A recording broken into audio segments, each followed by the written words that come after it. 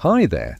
Tonight we step back in time, slipping into the drawing rooms and parlors of an era often romanticized, yet profoundly complex. Imagine yourself adorned in layers of silk and lace, perhaps a stiff collar for the gentleman, seated across, from a prospective partner. The conversation is polite, perhaps a little stiff, and you're acutely aware that this meeting isn't just about personal attraction. It's about aligning families, fortunes, and futures. For the Victorians, marriage wasn't primarily a dizzying whirlwind of romance. It was a deeply practical, often strategic arrangement. It was the bedrock of society, the essential stepping stone to respectability, financial stability, and, indeed, survival itself. You probably wouldn't survive a single social season without either marrying or being utterly ruined. So before you get comfortable, take a moment to like the video and subscribe. But only if you genuinely enjoy what I do here. And do feel free to post where you're listening from and what time it is for you right now. Now dim the lights, maybe turn on a fan for that soft background hum, and let's ease into tonight's journey together. You find yourself navigating a world where marriage was first and foremost an economic and social contract. It was less about individual romantic fulfillment and more about securing one's place in society, consolidating wealth, or simply ensuring a stable future. For women, marriage was virtually the only respectable path to economic security and social standing. Without it, options were severely limited: a precarious life as a governess, a companion, or reliant on the charity of relatives. For men, marriage meant establishing a household, demonstrating maturity, and often securing an heir to pass on property or a business. Imagine the discussions that might take place before a union was even contemplated. Dowries, settlements, inheritances, and future prospects would be weighed carefully. Families would scrutinize backgrounds, social connections, and financial assets with the meticulousness of a business negotiation. Love, while a pleasant bonus, was often expected to grow after the marriage, nurtured by shared duties and domestic harmony. This mainstream historical fact that Victorian marriage was fundamentally an economic and social alliance shaped almost every aspect of courtship and married life. Historians still argue whether the emphasis on pragmatism in Victorian marriages truly diminished the potential for personal happiness, or if the stability and shared purpose often led to a different kind of contentment than modern romantic ideals suggest. It's a bit like comparing a carefully constructed dam to a wild waterfall. Both serve a purpose, but one is about control and the other about unrestrained passion. You might enter into such an arrangement with a sense of duty, perhaps even a quiet hope for affection, knowing that your very future and that of your family depended on this crucial bond. Here's a quirky tidbit. Parents sometimes wrote lengthy marriage settlements that meticulously detailed the financial arrangements for both partners, especially for the wife's dowry and any future inheritance, sometimes dictating how she could and couldn't use her own money even after marriage.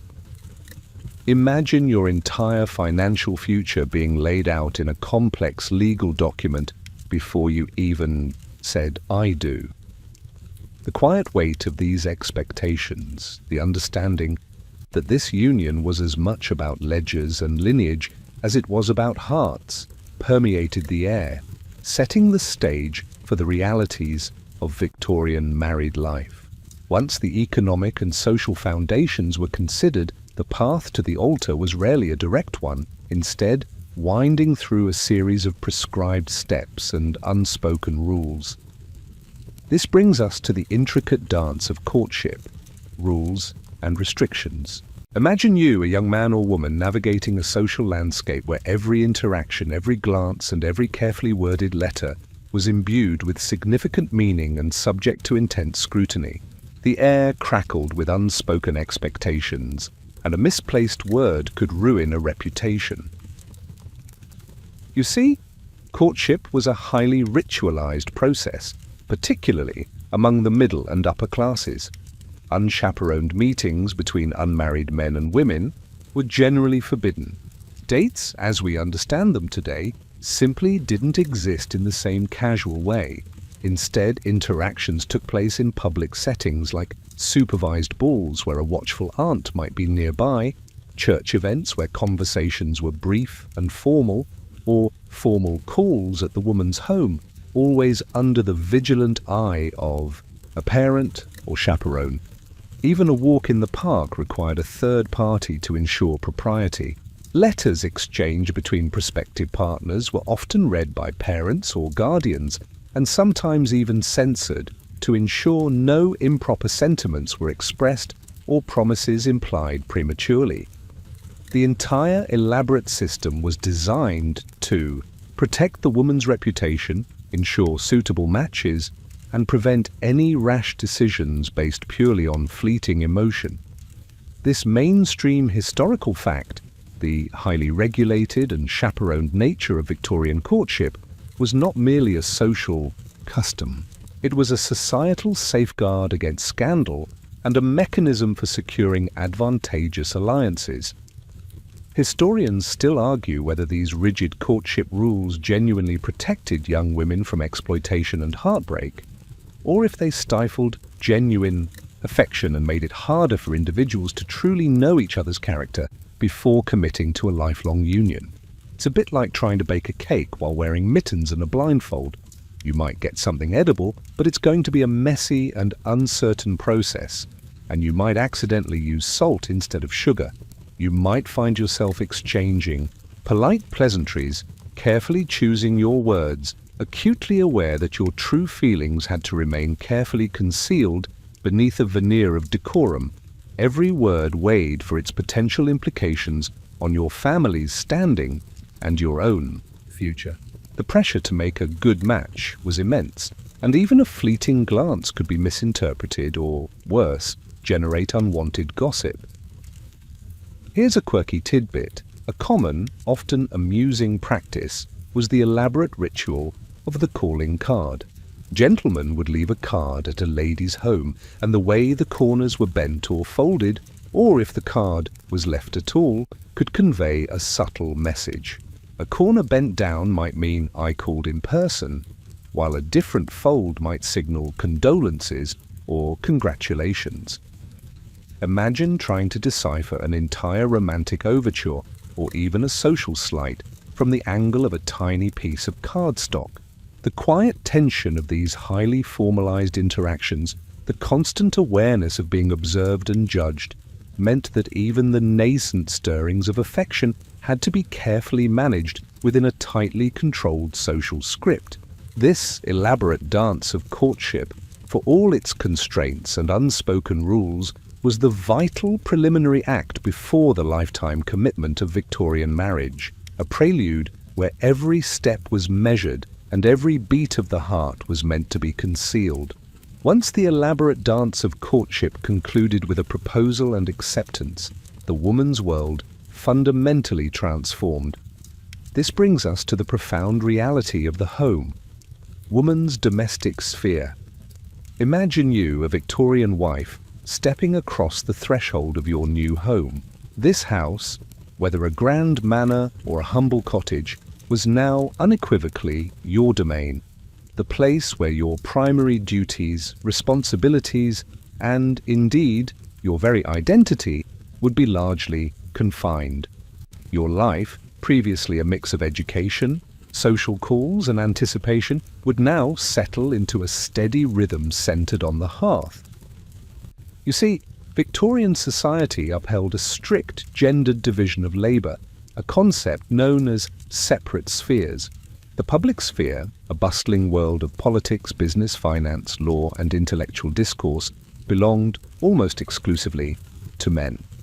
It was seen as competitive, morally perilous, and intellectually demanding.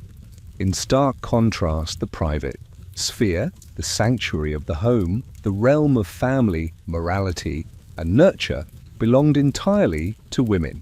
Your role as a wife was to create a comfortable, orderly, and morally upright haven for your husband and children, a peaceful retreat that shielded them from the harsh realities and perceived corruptions of the outside world.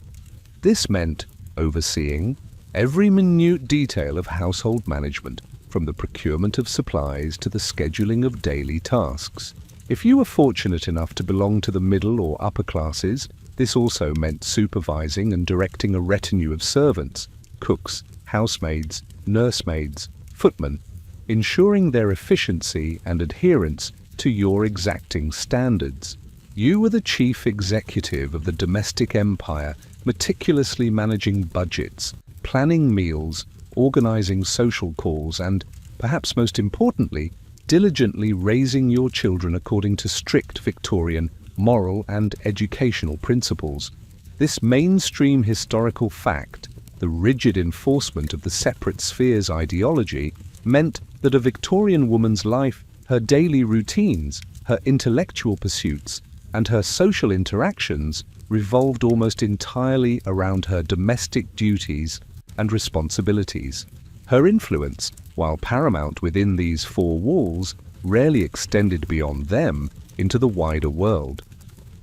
Historians still argue whether the concept of the separate spheres was truly a liberating force for women, offering them a respected, powerful domain of their own where they held unchallenged authority, or if it was ultimately a restrictive ideology that limited their intellectual opportunities, stifled their personal ambitions, and confined them to a life of potentially stifling domesticity. It's a bit like being given a beautifully decorated but very small box to live in. It might be charming, filled with lovely things, and entirely your own, but it's still undeniably a box with limited egress.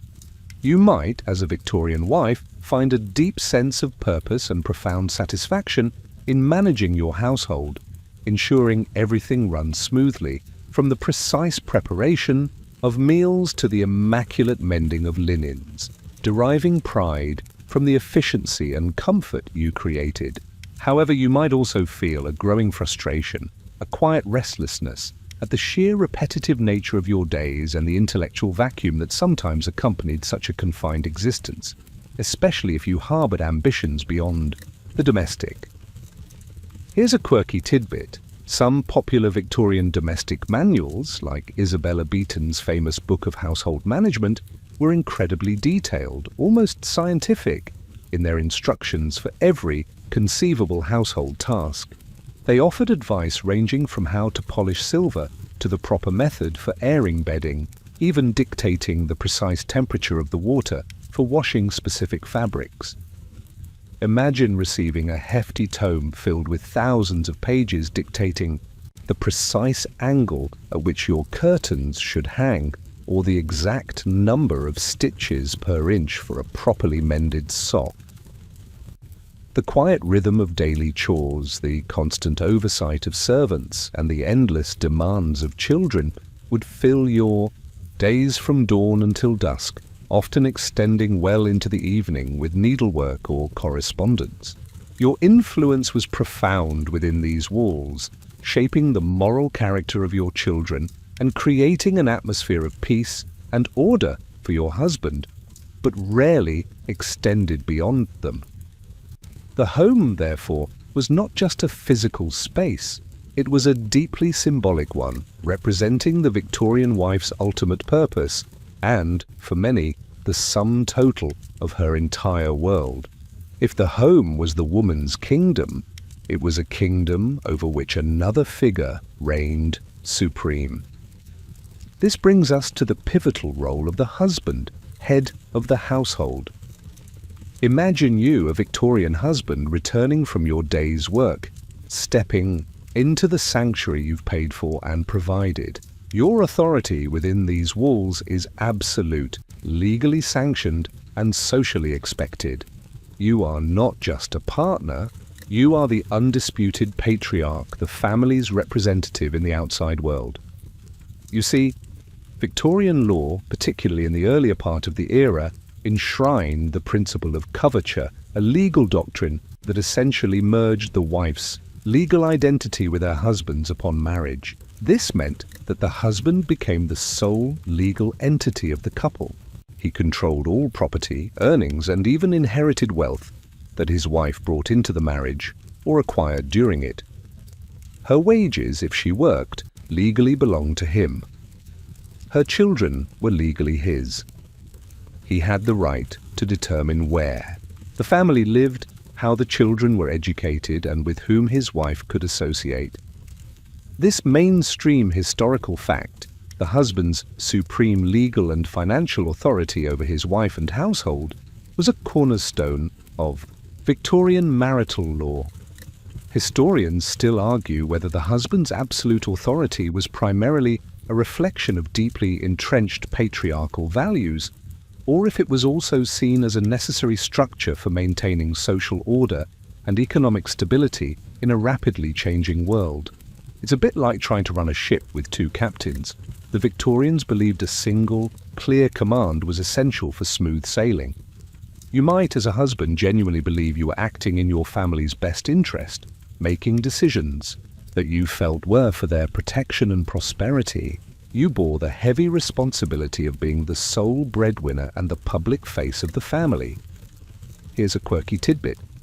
A husband even had the legal right to use reasonable physical chastisement against his wife, a grim reality that, while not universally practiced or condoned, highlighted the extreme power imbalance inherent in the marriage contract. Imagine the quiet fear, the constant awareness of this legal right, even if your own husband was benevolent, the quiet expectation of deference, the understanding that your word was final in all matters meant that your wife's role was largely one of submission and support. Your responsibility was to provide, protect, and govern, while your wife's was to manage the domestic sphere you created and to obey. This profound imbalance of power, legally codified and socially enforced, defined the very essence of the Victorian marital relationship, placing the husband squarely at its authoritative head.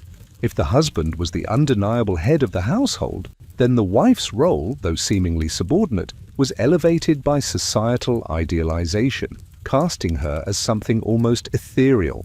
This brings us to the pervasive image of the wife, the angel in the house. Imagine you, a Victorian wife, striving daily to embody this idealized feminine archetype, a beacon of purity, devotion, and moral guidance within your domestic sanctuary. You see, the angel in the house was a powerful cultural construct, largely popularized by Coventry Patmore's immensely popular 1854 narrative poem of the same name. This ideal depicted the perfect wife as selfless, pious, pure, domesticated, and utterly devoted to her husband and children. She was meant to be a calm, comforting presence, a moral compass, and a spiritual guide, creating a peaceful haven that counteracted the perceived harshness and corruption of the industrializing world outside. Her virtues were seen as the foundation of a stable home and, by extension, a stable society. This mainstream historical fact, the widespread cultural idealization of the angel in the house, set impossibly high standards for Victorian wives and profoundly shaped gender roles. Historians still argue whether this ideal was genuinely embraced by Victorian women as a fulfilling role, or if it was a restrictive and oppressive stereotype that denied their individuality and intellectual aspirations. It's a bit like being told you're a perfect, beautiful doll. It sounds lovely, but it also implies you have no agency or complex inner life. You might dedicate yourself wholeheartedly to this ideal, finding satisfaction in your domestic duties, in nurturing your children, and in being your husband's solace and moral support. Your quiet influence, though confined to the private sphere, was considered immense in shaping the character of the next generation and upholding the family's virtue. Here's a quirky tidbit. Some women who attempted to pursue intellectual or artistic careers were often criticized for neglecting their true domestic calling. implicitly being accused of failing to be an angel in the house. Imagine being told that writing a novel was fundamentally unfeminine, perhaps even dangerous to your moral character. The quiet pressure to always be gentle, patient, morally impeccable, and self-sacrificing must have been immense. This pervasive ideal meant that even if you felt frustrated or unfulfilled, you were expected to suppress such feelings, perpetually presenting a serene and devoted facade. The angel in the house was more than just a metaphor. It was a blueprint for acceptable female behavior, defining the very essence of Victorian womanhood within the sacred bonds of marriage. While the angel in the house ideal set the moral tone, the legal reality for a Victorian wife was far less angelic and far more restrictive. This brings us to the stark doctrine of coverture, legal loss of identity. Imagine you, a woman, standing at the altar, exchanging vows that not only bound your heart, but, under the law, effectively erased your independent legal existence, merging it entirely with that of your husband. You see, for much of the Victorian era, English common law upheld the principle of coverture, from the French couverture, meaning covering or shelter. Under this doctrine, upon marriage, a woman's legal identity was subsumed by her husband's. She became, in legal terms, a feme covert, covered woman, as opposed to a feme sole, single woman. This meant she could not own property independently, sign contracts, incur debts, sue or be sued, or even keep her own wages. Any property she brought into the marriage or inherited during it legally became her husband's. Her earnings, if she worked, automatically belonged to him. Even her children were legally considered his, and she had no legal right to them in case of separation. This mainstream historical fact, the legal doctrine of coverture, was the foundation of the husband's absolute authority and the wife's legal subjugation within marriage. Historians still argue whether coverture was primarily a system designed to oppress women, or if it was viewed by contemporaries as a necessary legal framework to ensure family unity and economic stability in a pre-industrialized society. It's a bit like trying to understand why people once wore powdered wigs. It seems strange now, but it made sense in its time. You might find yourself, after marriage, having to ask your husband for money for household expenses, even if that money had originally been your inheritance, feeling a strange sense of dependence you hadn't anticipated. Here's a quirky tidbit. Before the Married Women's Property Acts began to chip away at coverture later in the Victorian period, a husband could legally prevent his wife from pursuing any profession or trade, even if it was her sole means of income or personal fulfillment. Imagine your husband forbidding you from continuing your beloved embroidery business simply because he deemed it unseemly or unnecessary, and you having no legal recourse. The quiet powerlessness, the profound loss of individual agency that came with entering into marriage under coverture must have been a constant, underlying reality for Victorian wives. Your very person, in the eyes of the law, became an extension of your husband, a legal shadow rather than an independent light.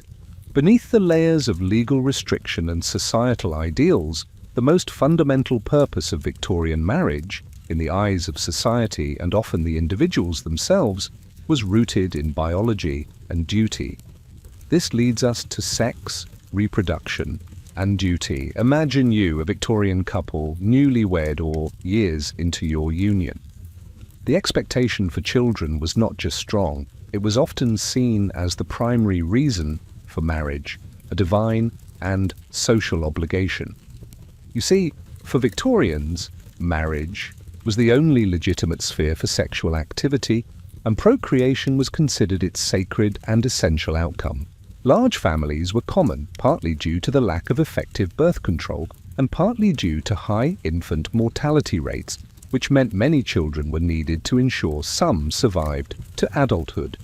A wife's fertility was highly valued, and Her ability to produce healthy heirs, especially sons, was often seen as her most important contribution to the family's legacy and the husband's standing.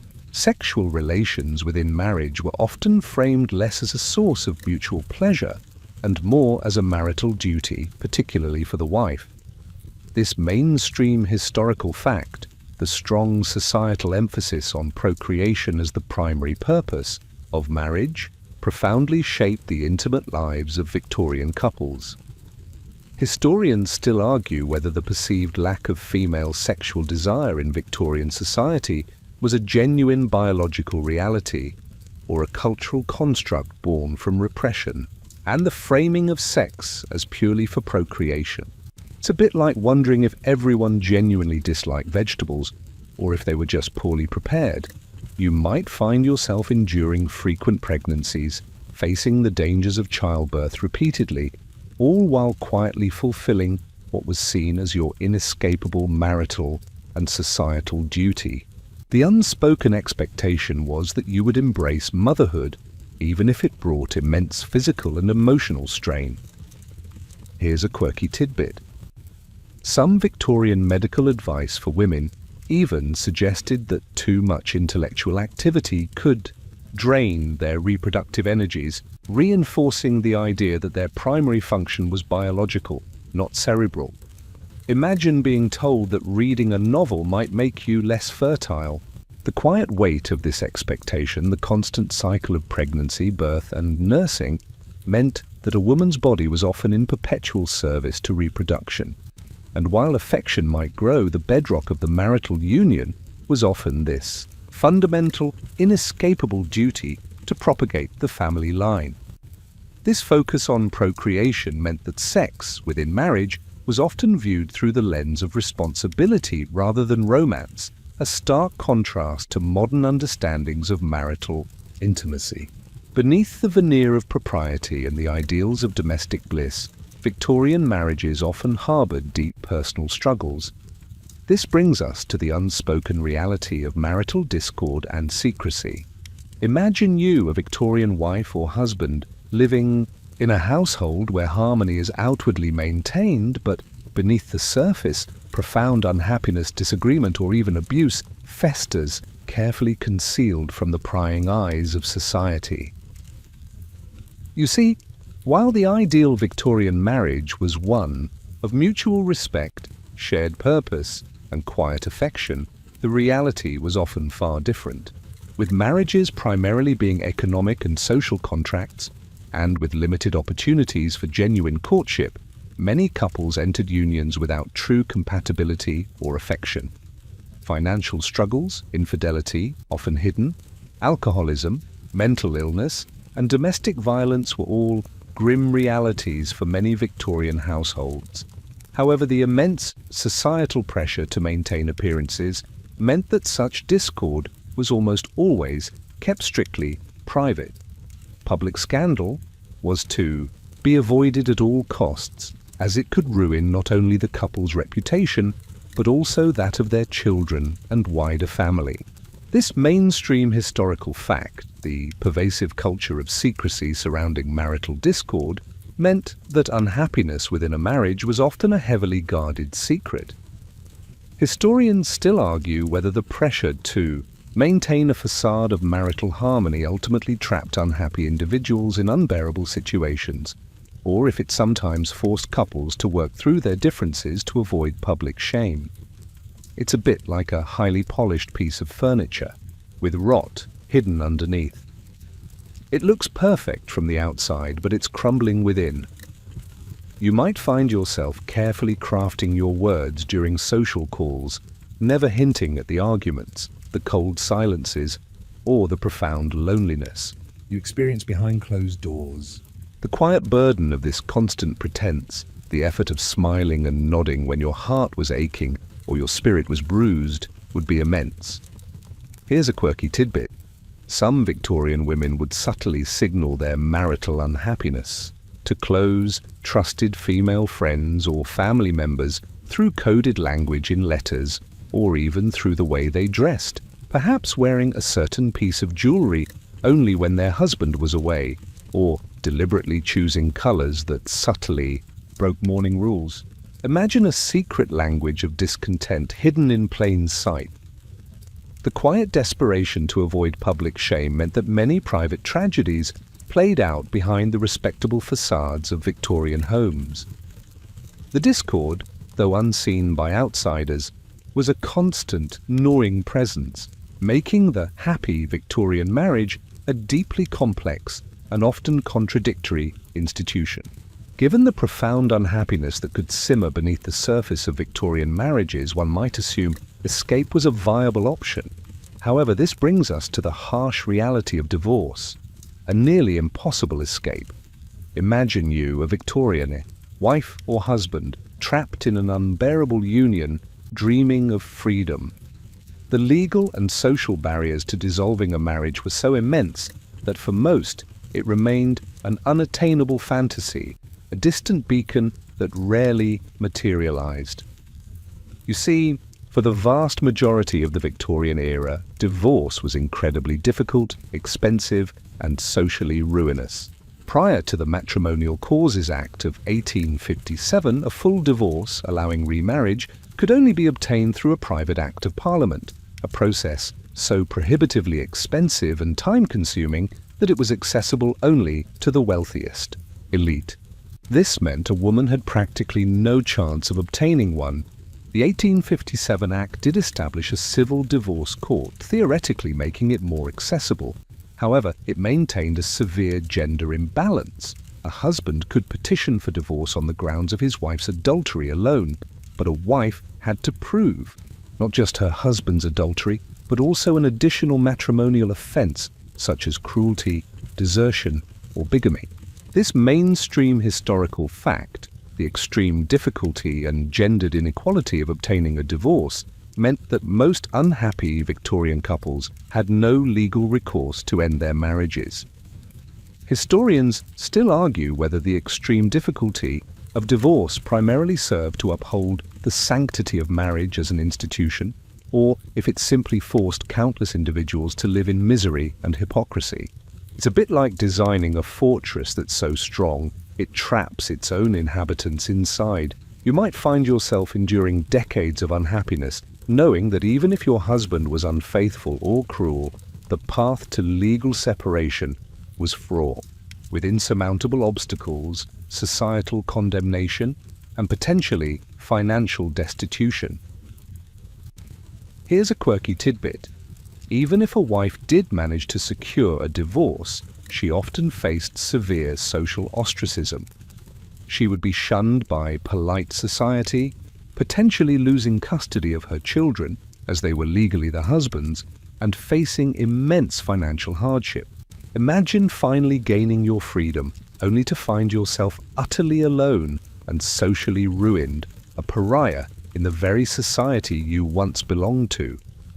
The quiet desperation of knowing there was no exit, no legitimate escape from a painful union, must have been a constant, suffocating weight. This legal and social rigidity meant that the vows taken at the altar were, for almost everyone, truly till death do us part, regardless of how unbearable that journey became.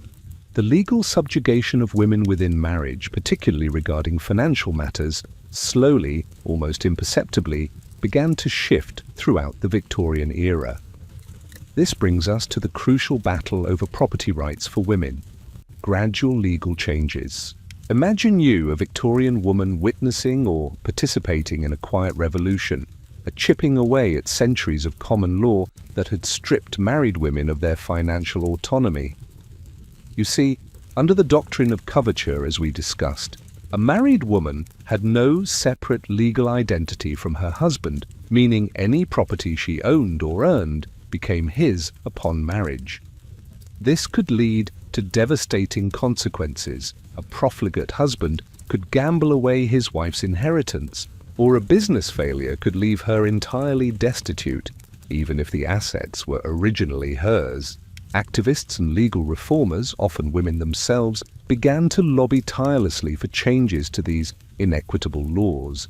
This culminated in a series of married women's property acts, notably those of 1870 and 1882, which progressively granted married women the right to own, control, and dispose of their own property and earnings independently of their husbands. This mainstream historical fact, the passage of the Married Women's Property Acts, marked a significant, albeit slow, shift towards greater financial autonomy for married women.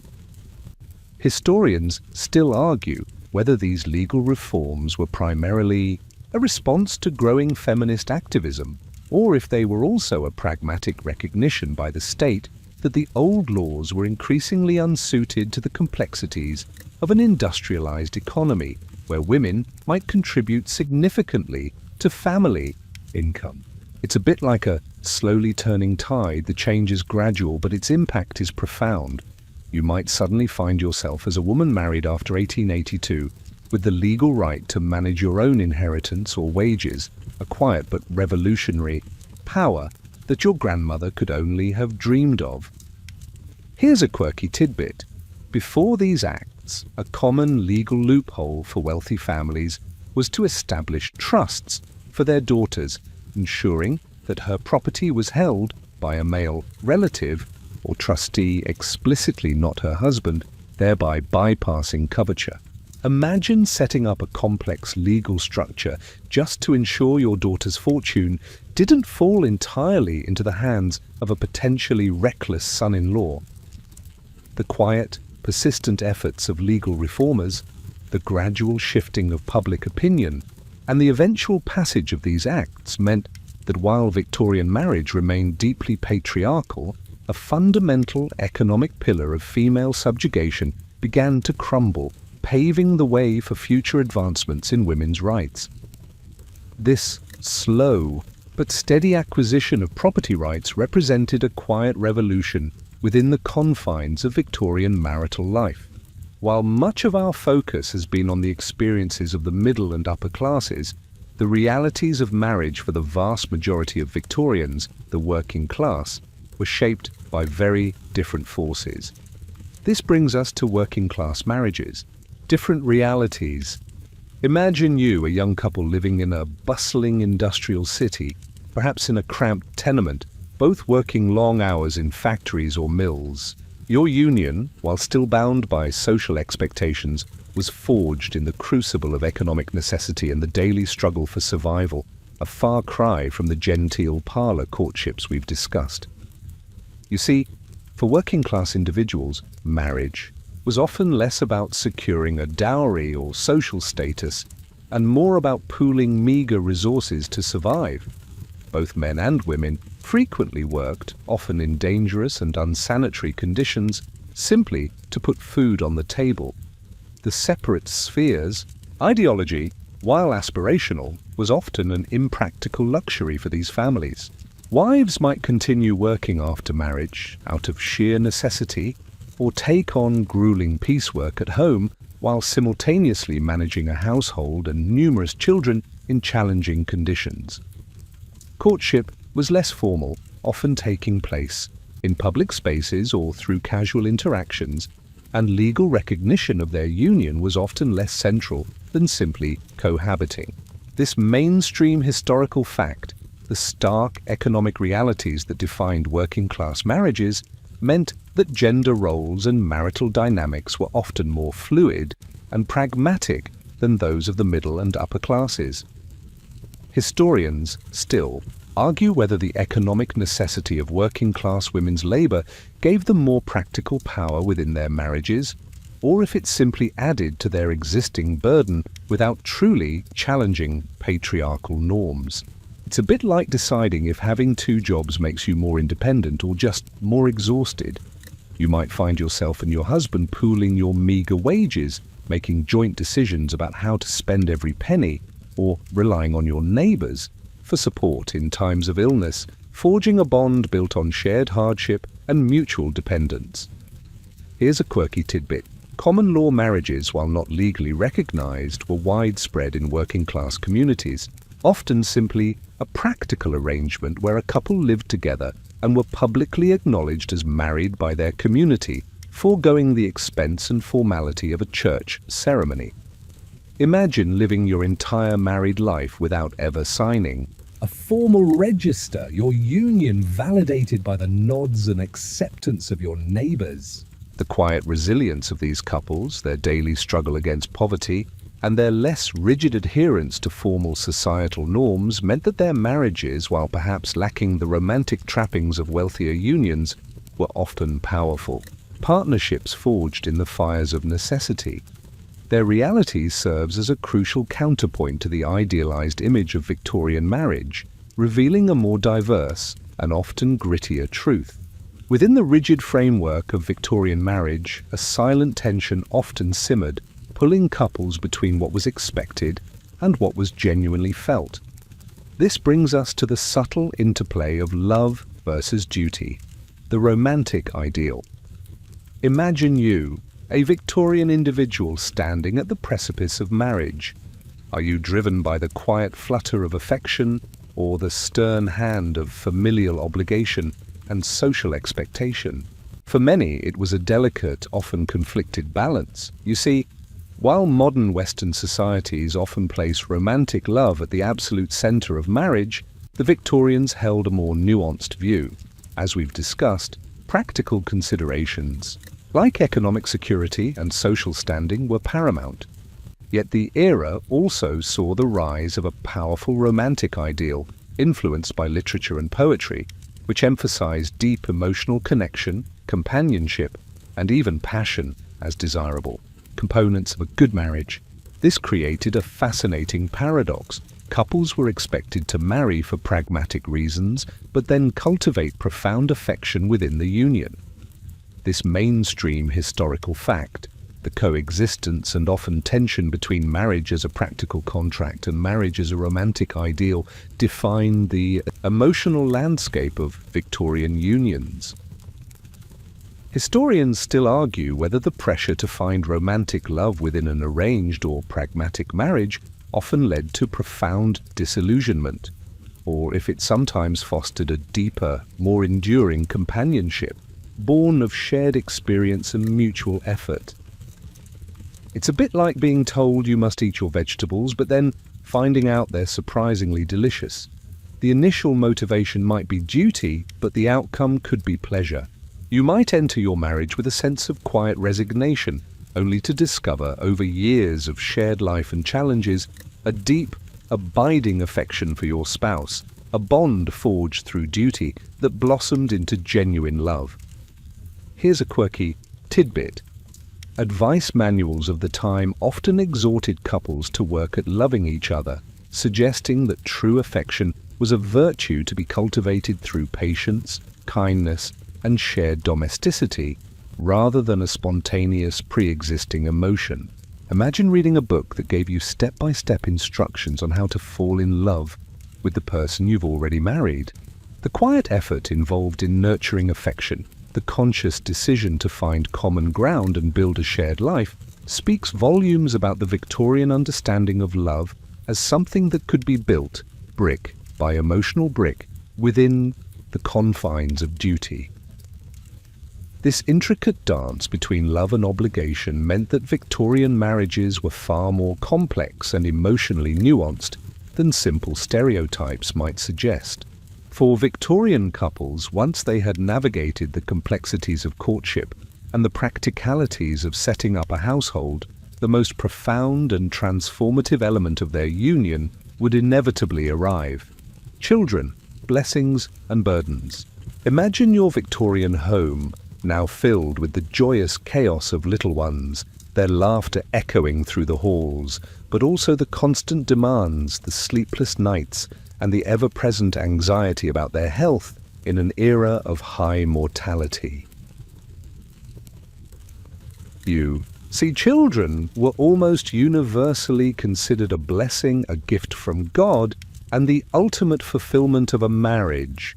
They were seen as the perpetuators of the family line, the inheritors of property, and the guarantors of social respectability.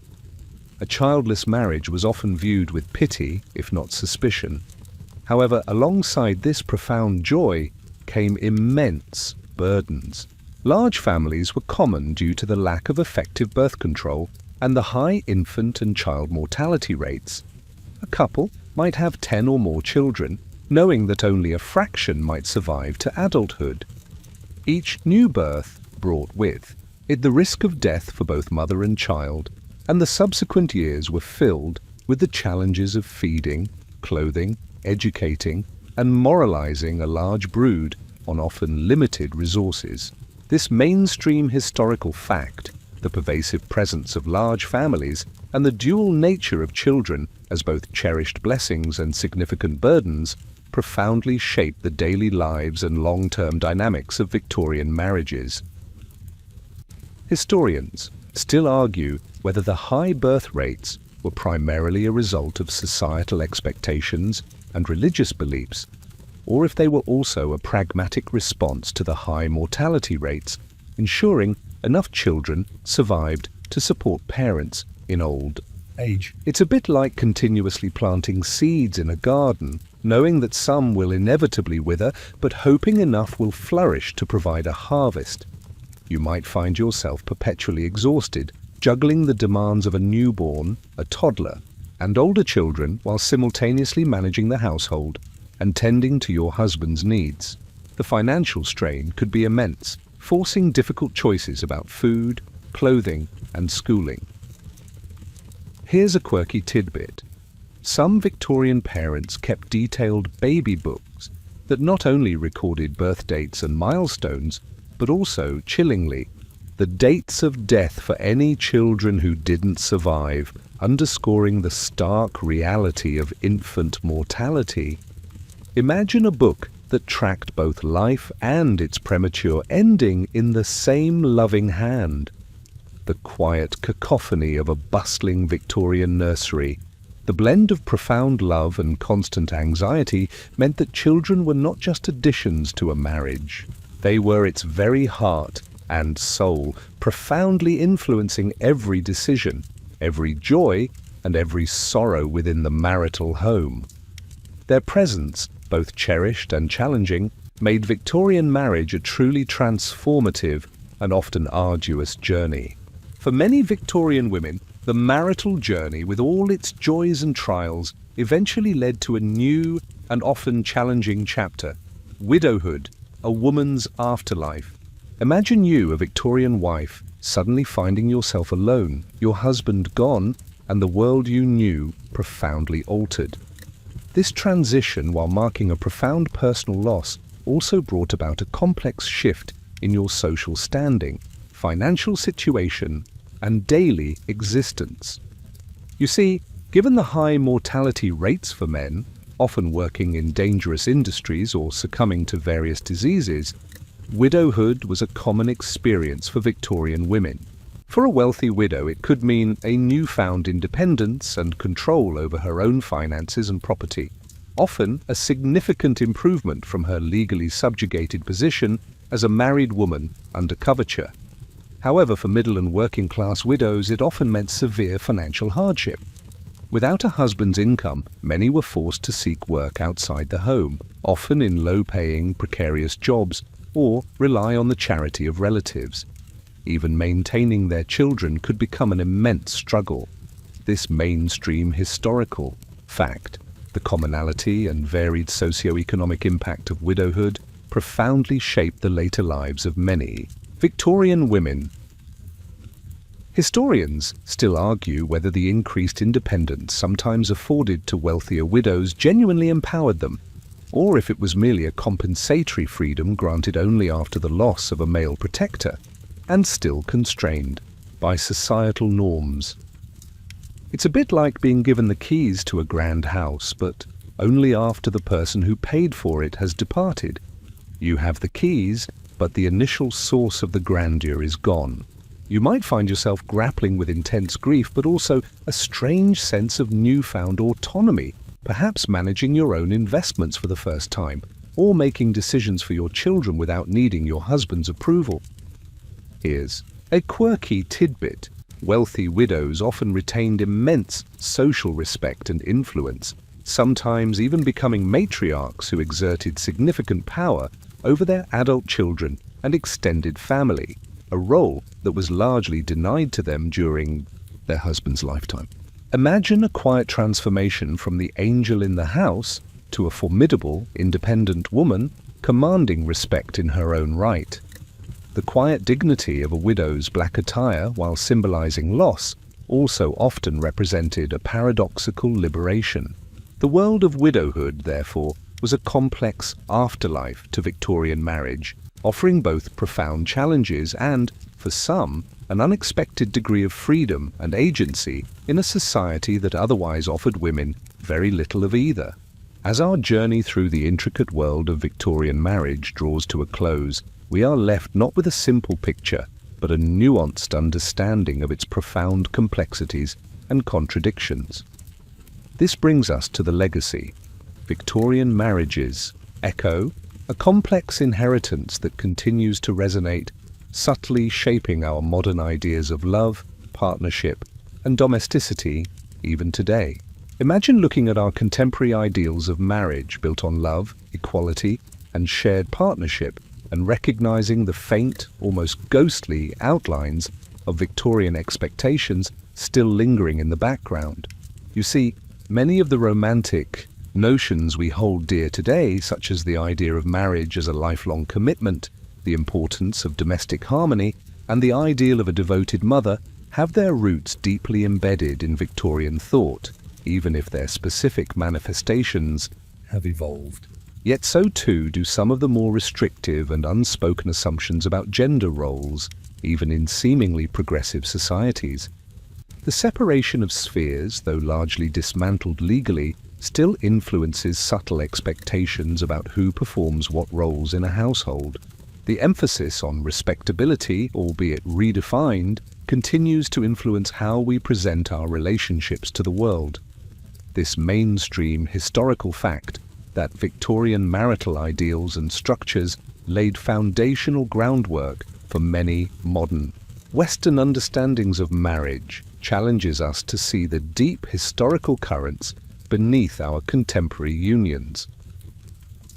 Historians still argue whether the Victorian era's emphasis on marriage as a cornerstone of social order ultimately strengthened the institution in the long run, or if its inherent inequalities led to necessary societal upheavals that paved the way for more equitable partnerships. It's a bit like trying to understand if a sturdy old tree, for all its deep roots, eventually needs to shed some of its old branches to make way for new growth.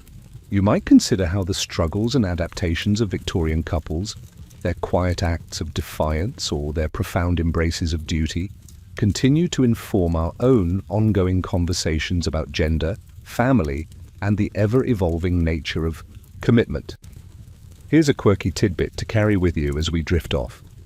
The white wedding dress, now a universal symbol of purity and new beginnings, was largely popularized by Queen Victoria herself, setting a trend that became a lasting tradition, echoing her own Victorian marriage. Imagine a fashion choice from nearly 2 centuries ago, still dictating bridal wear in millions of weddings worldwide. The quiet strength and resilience of Victorian women navigating a world that often constrained them speaks volumes about the human capacity to adapt, to find meaning, and to seek connection even within the most rigid of structures. Their marriages, for all their formality and societal pressure, were also deeply human endeavors, filled with moments of genuine affection, shared struggle, quiet triumphs, and profound sorrows. They were unions forged in an era of rapid change, and their echoes continue to resonate in the vows we make, the homes we build, and the lives we share today. As the gaslights dim and the hum of the city outside fades, you can almost hear the rustle of a stiff crinoline, the quiet turning of a page in a domestic manual, and the soft murmur of vows exchanged in a world both familiar and profoundly different. Let the anxieties of a bygone era, the strictures and the surprising joys of Victorian marriage gently recede now. The history, the knowledge, the quiet insights into how partnerships have evolved now drifts away on the soft currents of your breath. Allow yourself to loosen your grip on the day's thoughts, letting them soften and blur. The whispers of the past are becoming fainter, merging with the calm, steady rhythm of your own heart. All the complexities, all the worries, all the curious details, they are simply sounds now, fading into the comfortable quiet. Just listen to the soft hush. Feel the peaceful stillness surrounding you, and let your mind unwind. Sweet dreams.